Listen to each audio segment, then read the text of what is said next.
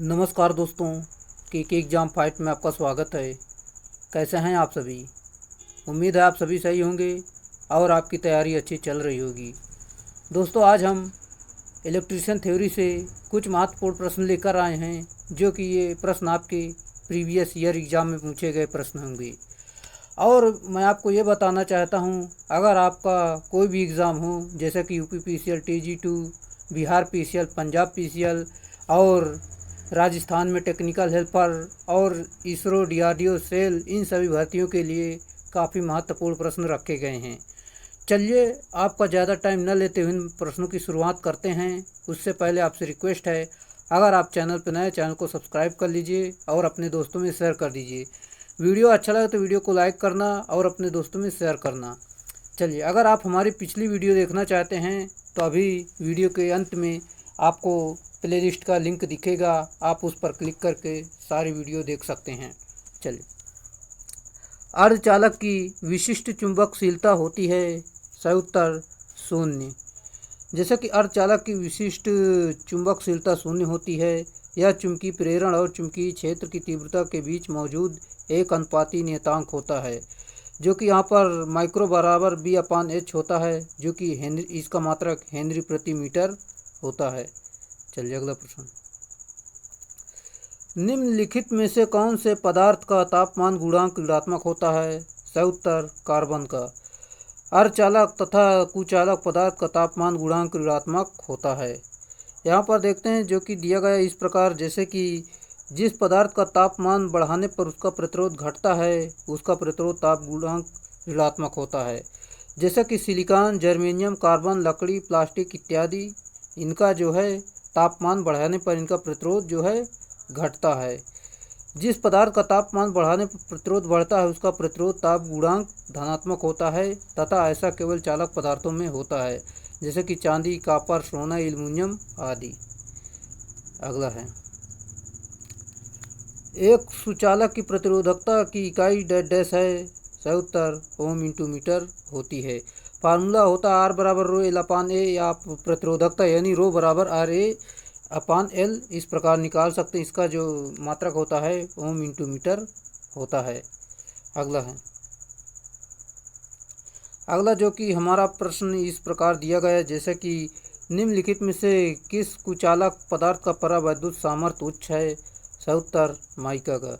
किसी पदार्थ का वह गुण जो परावैद्युत भंजकता का विरोध करता है, परावैद्युत सामर्थ्य कहलाता है। जैसा कि यहाँ पर मैं आपको बता दूं, वायु का परावैद्युत सामर्थ्य जो है 3000 वोल्ट प्रति mm होता है। रबर का परावैद्युत सामर्थ्य 16000 वोल्ट प्रति mm होता है। वार्निश, कैम्ब्रिक, माइका की परावैद्युत सामर्थ्य रबर से दोगुनी होती है। इनमें माइका की परावैद्युत सामर्थ्य सबसे उच्च होती है। अगला प्रश्न आपका दिया गया है, किसी सीरीज लैंप परिपथ में प्रत्येक बल्ब को 2 वोल्ट पर रेट किया हुआ है। 110 वोल्ट AC लाइन पर चलाने के लिए सीरीज में जोड़े जाने वाले बल्बों की संख्या कितनी होगी? सिंपल सा है, जो कि 2 वोल्ट मिला के अगर 110 वोल्ट बन जाता है, तो यानी आपका यहाँ पर 55 वोल्ट सही उत्तर हो जाएगा। यानी 55 दूनी आपका 110 होता है, यानी 2 वोल्ट के 55 बल्ब हो जाएंगे। चलिए अगला प्रश्न। अगला प्रश्न हमारा जो कि इस प्रकार दिया गया है, जैसे कि विद्युत चालकता की इकाई डैश है। सही उत्तर सीमेंस होती है। यहाँ पर मैं आपको बता दूं, जैसा कि दिया गया है, विद्युत चालकता की इकाई सीमेंस या प्रति ओम व्यक्त की जाती है। वही प्रतिरोध की इकाई ओम, चुंबकीय क्षेत्र की तीव्रता टेस्ला तथा विशिष्ट प्रतिरोधकता की इकाई ओम इंटू मीटर में व्यक्त की जाती है। अगला है,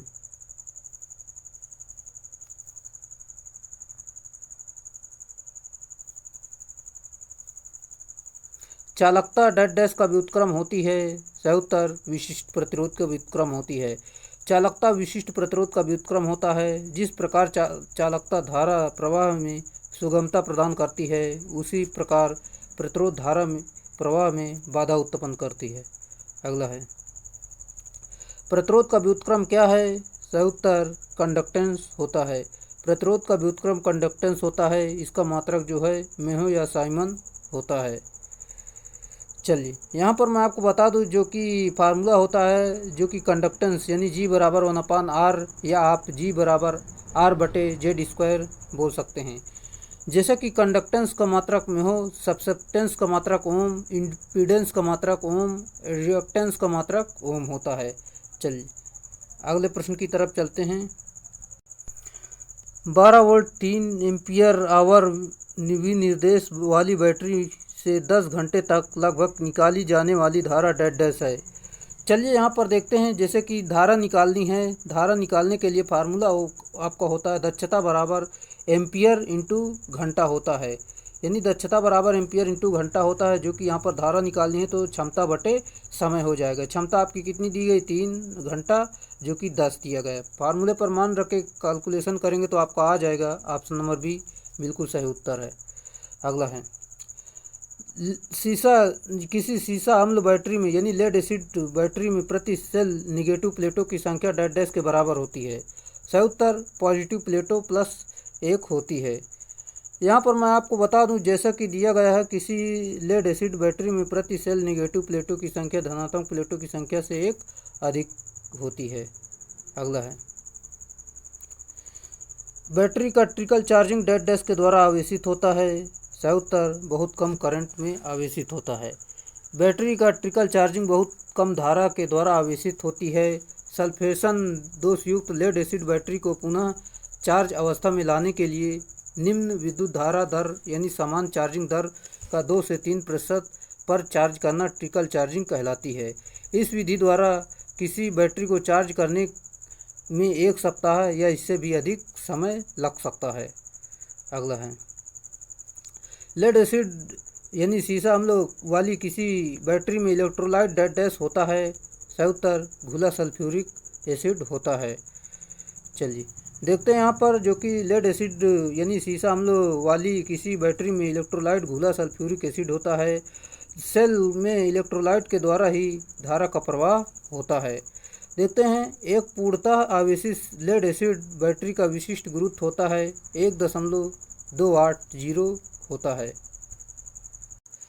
एक फाइलिंग टूल डैश डैश से निर्मित होता है। सही उत्तर मृदु इस्पात से। एक फाइलिंग टूल सामान्यतः कार्बन स्टील का बना होता है, परंतु विकल्प के अनुसार आपका दिया गया मृदु इस्पात। निकेल स्टील को प्रयोग मजबूती की दृष्टि से किया जा सकता है। फाइलिंग टूल का प्रयोग मुख्य रूप से अनावश्यक धात्विक परतों को हटाने या साफ करने में किया जाता है।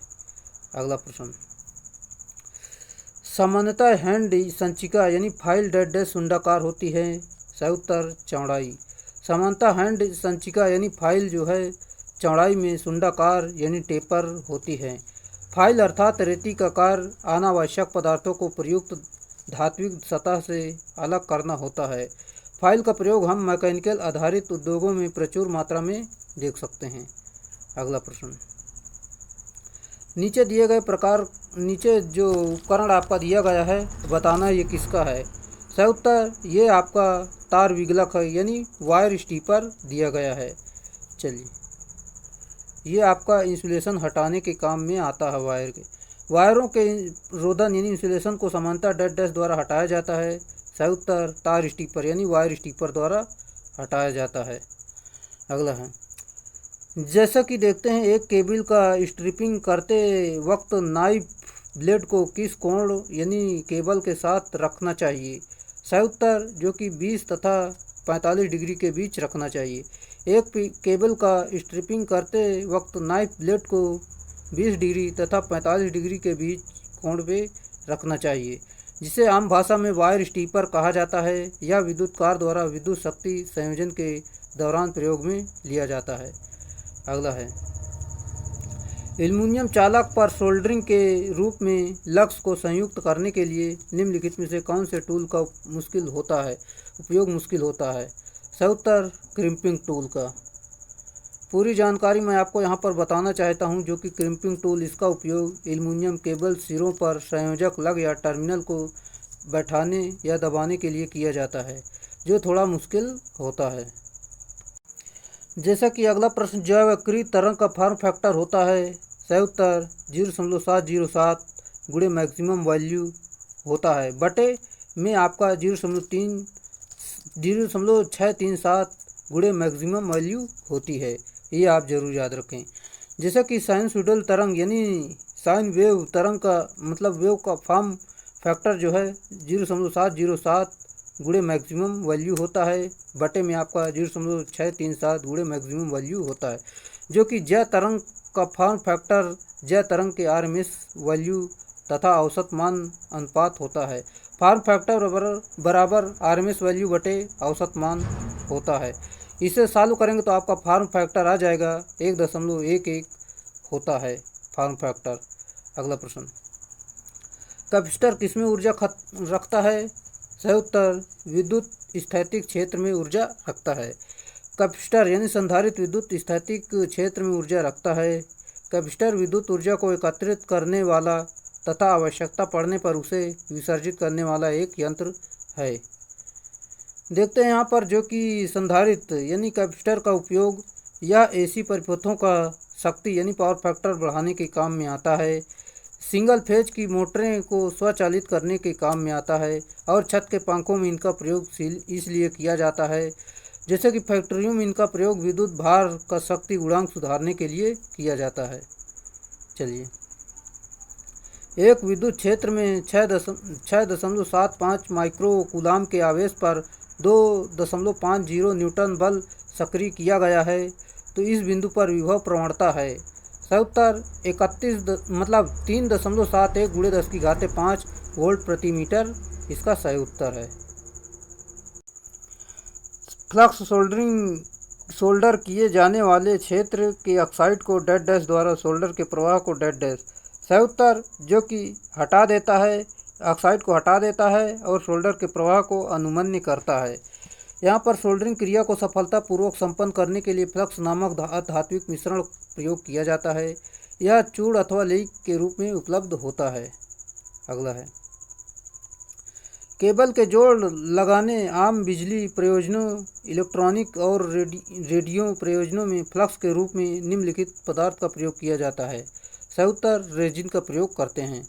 केबल में जोड़ लगाने आम बिजली प्रयोजनों, इलेक्ट्रॉनिक और रेडियो प्रयोजनों में फ्लक्स के रूप में रेजिन पदार्थ का उपयोग किया जाता है। अगला है, अगला हमारा दिया गया जो कि यहाँ पर देख लेते हैं, निम्नलिखित में से सोल्डरिंग अनुप्रयोगों में प्रवाह के लिए किस धातु का आमतौर पर उपयोग नहीं किया जाता है? सही उत्तर लेड का। सोल्डरिंग रिंग में धातु को जोड़ने के लिए सोल्डर के रूप में मिश्र धातु का प्रयोग किया जाता है, जैसे कि अमोनियम क्लोराइड, बोरेक्स, वागा, जिंक क्लोराइड इत्यादि होते हैं। चलिए, लेड एसिड धातु है, इसलिए सोल्डर के रूप में नहीं किया जाता है। लेड एसिड को मतलब लेड को टिन के साथ मिश्रित करके सोल्डर के रूप में प्रयोग किया जाता है। अगला है, निम्नलिखित में से किस धातु यानी कार्य के धातु के लिए टल्लो टर्पेंटाइन उपयोग अभिवाह के रूप में किया जाता है? सही उत्तर जो कि विद्युत चालकों को जोड़ने के लिए लीड्स में टाका लगाने के लिए करते हैं। विद्युत चालकों को जोड़ने के लिए लीड्स में टाका लगाने के लिए टल्लो टर्पेंटाइल का उपयोग अभिवाह फ्लक्स के रूप में किया जाता है। अगला है, सोल्डरिंग फ्लक्स के औद्योगिक और इंजीनियरिंग अनुप्रयोगों में निम्नलिखित में से कौन सा महत्वपूर्ण पैरामीटर नहीं है? सही उत्तर लाइट नहीं है, जबकि समय होता, तापमान होता, संक्षारण होता है। चलिए, जैसे कि औद्योगिक तथा अभियांत्रिक अनुप्रयोगों में सोल्डरिंग फ्लक्स हेतु उपयुक्त पैरामीटर तापमान, समय तथा संक्षारण, जबकि लाइट नहीं होती है। जहां सोल्डरिंग का उद्देश्य दो वस्तुओं को जोड़ने तथा प्रयुक्त जुड़ाव चालकता को बनाए रखना है। दिया हुआ चित्र किसका विलक्षणिक वक्र है? सही उत्तर यहाँ पर मैं आपको बता दूँ, ये आपका LED का है, बिल्कुल सही उत्तर है। चलिए, अगला प्रश्न हमारा दिया गया जो कि इस प्रकार है, डायोड पर पश्च बायसित होने का प्रभाव है। सही उत्तर जो कि बैरियर विभव बढ़ा देता है, यानी ऑप्शन नंबर ए बिल्कुल सही उत्तर है। देखते हैं यहाँ पर, जैसे कि डायोड के पश्च बायसित होने का प्रभाव बैरियर विभव बढ़ा देता है तथा डायोड के फॉरवर्ड बायस में बैरियर पोटेंशियल कम हो जाता है तथा थर्मल रनवे की प्रक्रिया में बैरियर विभव शून्य हो जाता है। अगला प्रश्न हमारा जो कि इस प्रकार दिया गया, जैसे कि एक डायोड अग्र अभिनति होता है यदि सही उत्तर कैथोड के सापेक्ष एनोड धनात्मक हो। देखते हैं यहाँ पर जो कि दिया गया है, एक डायोड अग्र अभिनति होता है यदि कैथोड के सापेक्ष एनोड धनात्मक हो तो क्योंकि डायोड में विद्युत धारा एनोड से कैथोड की तरफ चलती है, जो कि इस प्रकार देख सकते हैं, एनोड से कैथोड की तरफ यानी आपकी धारा चलती है। अगला प्रश्न आपका दिया गया, नीचे दिए गए आकृति द्वारा किस प्रकार की अर्थिंग दर्शाई गई है। सही उत्तर ये आपकी पाइप की तरह बना हुआ आपका ये पाइप अर्थिंग होगी। चलिए, जैसा कि यहाँ पर कुछ मैं आपको विशेषता बता देता हूँ। दी गई प्रणाली जो है पाइप अर्थिंग को दर्शा रही है और यह व्यावसायिक केंद्रों तथा आवासीय अनुप्रयोगों में प्रयुक्त होती है। अर्थिंग प्रक्रिया द्वारा धारा के प्रवाह से न्यून प्रतिरोधों मार्ग को लागू करता है। अगला प्रश्न, अर्थिंग यानी भू संपर्कन के निम्नलिखित तरीकों में से कौन सबसे सस्ता है। सही उत्तर क्षण भू संपर्कन यानी क्षण अर्थिंग, पाइप अर्थिंग। भू संपर्कन का सबसे सस्ता तरीका क्षण यानी पाइप अर्थिंग होती है, जबकि ज्ञात रहे पाइप भू संपर्कन पाइप अर्थिंग पावर स्टेशन पर प्लेट अर्थिंग बृहत मशीनों पर प्रयुक्त की जाती है, जो लागत में बहुत अधिक होती है। अगला है, सामान्य मृदा के लिए भू संपर्कन यानी अर्थिंग पाइप का व्यास कितना होता है। सही उत्तर 1.5 इंच होता है। सामान्य मृदा के लिए जस्तीकृत लोहा से निर्मित पाइप मतलब अर्थिंग पाइप अर्थिंग का व्यास 1.5 इंच या 38 mm होता है। अगला है, अर्थिंग इलेक्ट्रोड को किस गहराई पर दबाना चाहिए। सही उत्तर 4 फीट पर दबाना चाहिए। चलिए, जैसे कि निम्नलिखित में से कौन सा अर्थिंग का प्रकार नहीं है। सही उत्तर ब्रश जो अर्थिंग नहीं होती है, जबकि पाइप अर्थिंग होती है, प्लेट अर्थिंग होती है, स्ट्रिप अर्थिंग होती है। अगला प्रश्न, शैलमय भूमि में जब पाइप इलेक्ट्रोड को झुकाकर गाड़ा जाता है तो ऊर्ध्वाधर से झुकार यानी आनति डेढ़ से अधिक नहीं होना चाहिए। सही उत्तर 30 डिग्री से अधिक नहीं होना चाहिए। यदि एक या दोनों निवेश एक हों तो कौन सा तर्क गेट जीरो या निम्न सतही निर्गत उत्पन्न करेगा।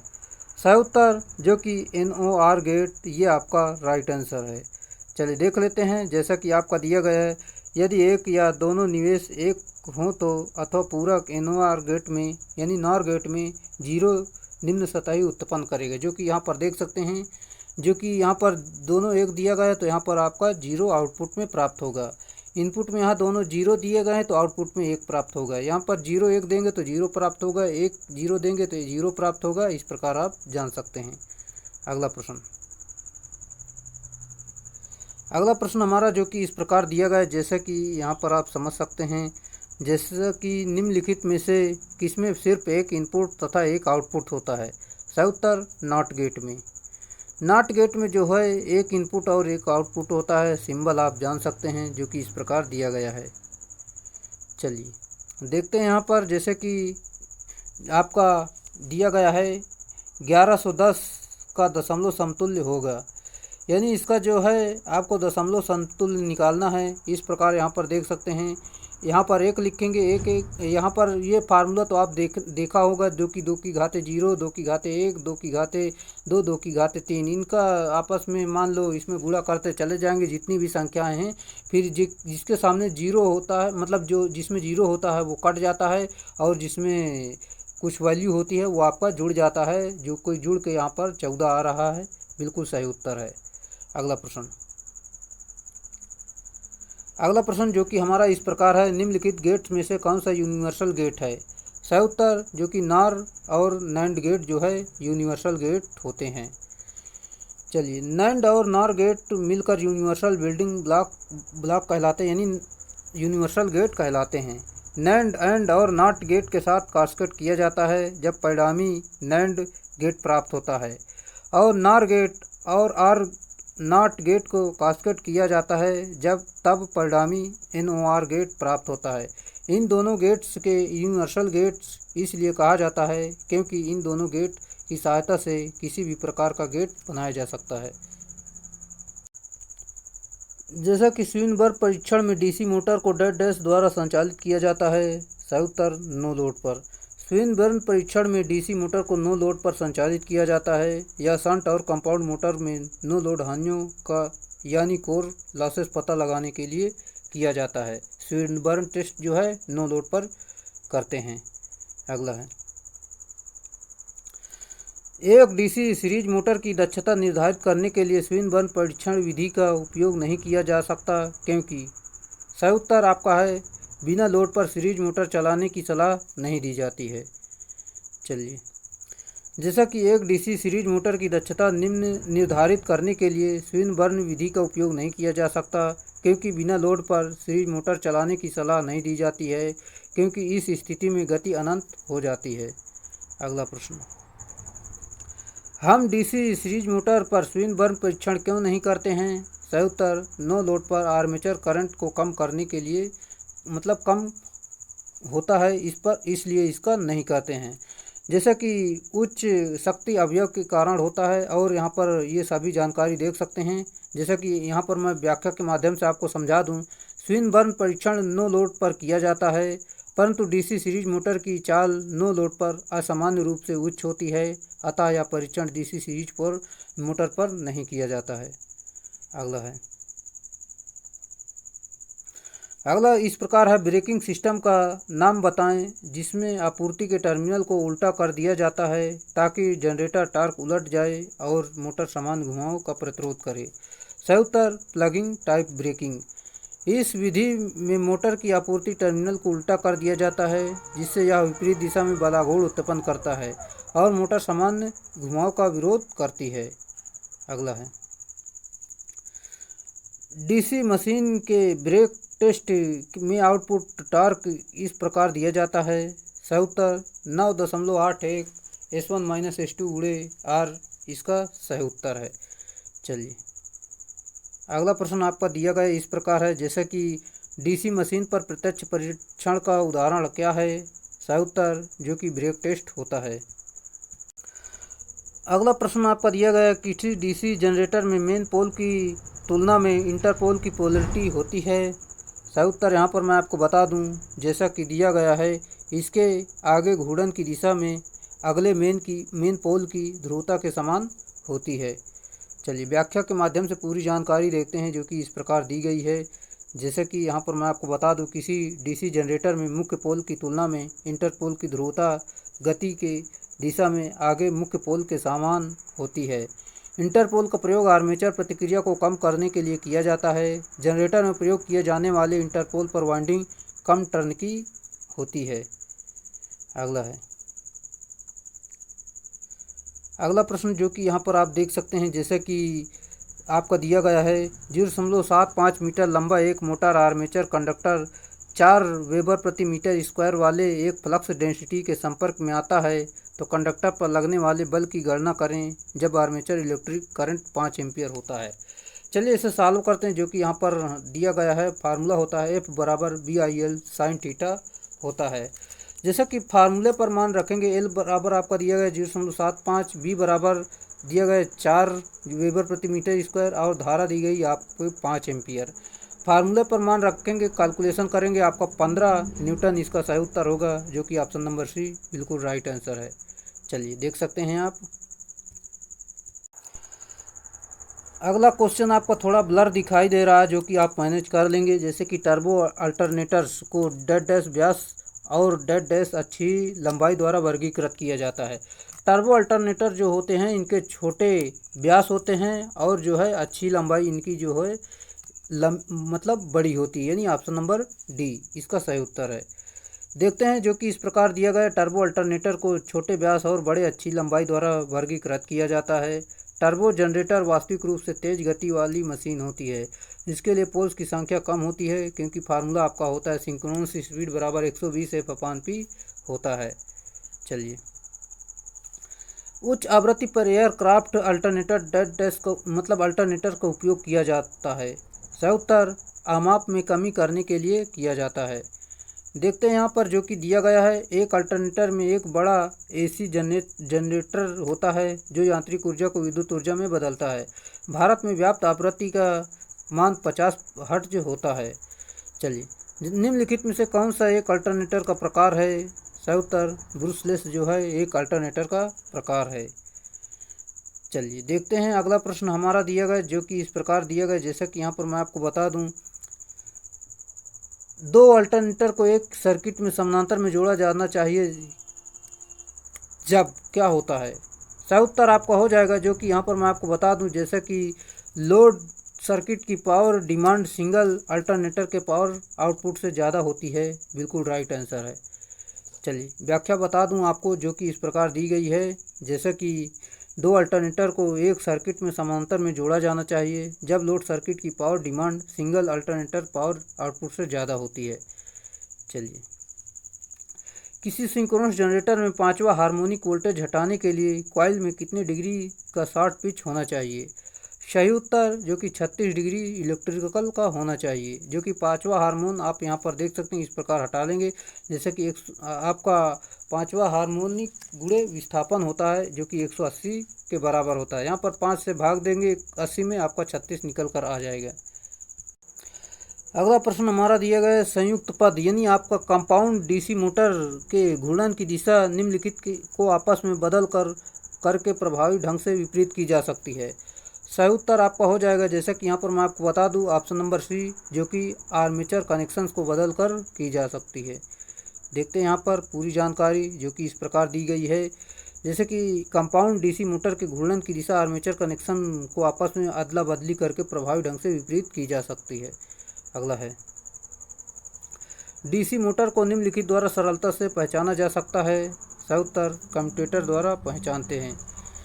जैसा कि डीसी मोटर का कम्यूटेटर द्वारा सरलता से पहचाना जा सकता है, क्योंकि कम्यूटेटर को छोड़कर से सभी एसी मोटर में प्रयोग किए जाते हैं, यानी स्लिप रिंग जो होती है आपकी वो एसी में होती है। डिस्कधारी मोटर में प्रवर्तक यानी स्टार्टर का उपयोग क्या है। सही उत्तर प्रारंभिक धारा को नियंत्रित करना होता है।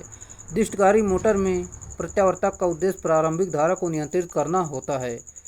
चलिए देखते हैं, जो कि इस प्रकार दी गई है। अगला प्रश्न, यदि डीसी सीरीज मोटर शून्य भार पर नो लोड पर प्रारंभ की जाती है तो क्या होगा। बहुत खतरनाक गति पकड़ लेगी, जो कि आप सभी लोगों को पता होगा।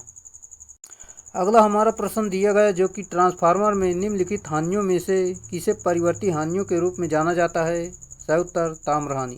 ट्रांसफार्मर में ताम्र हानि को परिवर्ती हानियाँ तथा आयरन हानियों को नियत हानियाँ कहा जाता है। और ट्रांसफार्मर में कौन सी हानि लोड के अनुक्रमानुपाती होती है। सही उत्तर ताम्र हानि के अनुक्रमानुपाती होती है।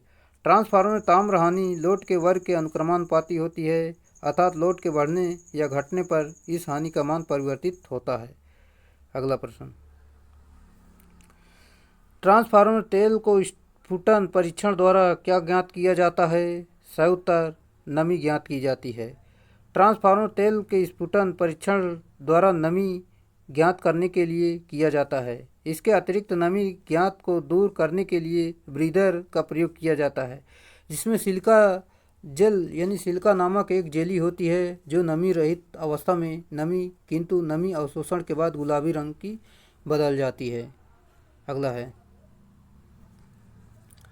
अगला प्रश्न हमारा जो कि इस प्रकार है, ट्रांसफार्मर पर नो लोड परीक्षण यानी खुला ओपन परिपथ का निश्चित करने के लिए किया जाता है। सही उत्तर जो कि मैग्नेटाइजिंग करंट आयरन क्षति, ये इसके सही उत्तर हैं। ट्रांसफार्मर नो लोड परीक्षण मैग्नेटाइजिंग करंट व आयरन क्षति को निर्धारित करने के लिए किया जाता है। मैग्नेटाइजिंग करंट से ही आयरन क्षति का पता चलता है। इस परीक्षण को ओपन सर्किट परीक्षण के नाम से भी जानते हैं।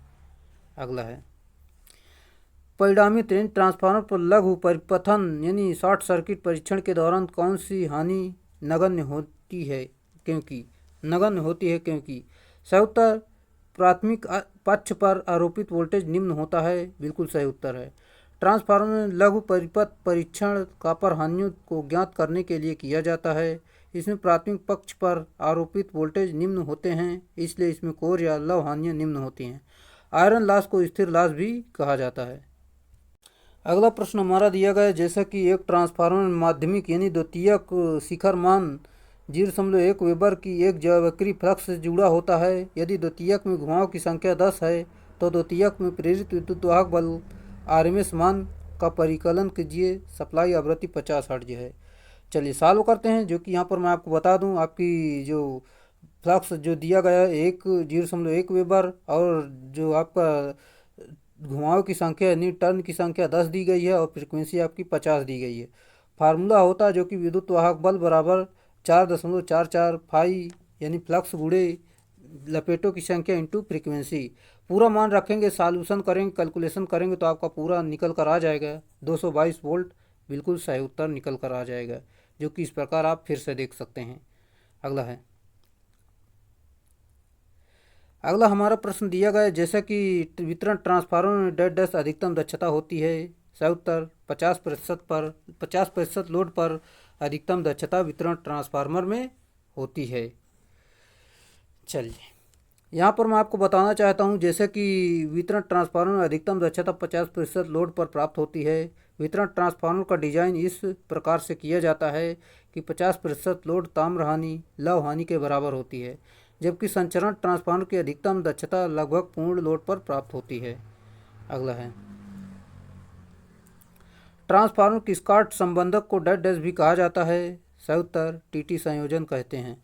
ट्रांसफार्मर के स्कॉट संबंधक को टीटी संयोजन भी कहा जाता है। इसका प्रयोग जो है तीन फेज को 2 फेज में बदलने के लिए किया जाता है। यहाँ पर देखते हैं, जो कि अगला प्रश्न आपका दिया गया है 3, जो कि यहाँ पर मैं आपको बता देता हूँ। चलिए, जैसा कि 3 फेज प्रेरण यानी इंडक्शन मोटर का स्टेटर डेड डैश के बराबर होता है। सही उत्तर जो कि 3 फेज प्रत्यावर्तित के बराबर होता है। 3 फेज इंडक्शन मोटर तथा 3 फेज अल्टरनेटर का स्टेटर एक समान होता है, और जैसे कि 3 फेज मोटर केवल लैगिंग शक्ति गुणांक पर यानी लैगिंग पावर फैक्टर पर कार्य करती है, जबकि प्रत्यावर्तित यानी अल्टरनेटर किसी भी शक्ति गुणक पर कार्य कर सकता है। मुख्यतः शक्ति गुणक उत्तेजना पर भी निर्भर करता है। अगला है, 3 फेज इंडक्शन मोटर का स्टेटर निम्नलिखित में से किसके समरूप होता है। सही उत्तर अल्टरनेटर के समरूप होता है।